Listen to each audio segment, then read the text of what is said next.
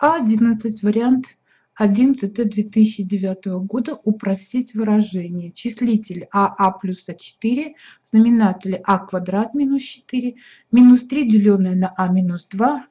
Здесь представим процесс. Знаменатель разлагаем на простейшие сомножители, находим наименьший общий знаменатель, расставляем дополнительные множители, представленное выражение представим в виде произведения. Таким образом, числитель и знаменатель представим в виде произведения, появляется общий множитель, идет сокращение, и на выходе получаем А плюс 3 делить на А плюс 2. И вариант А10.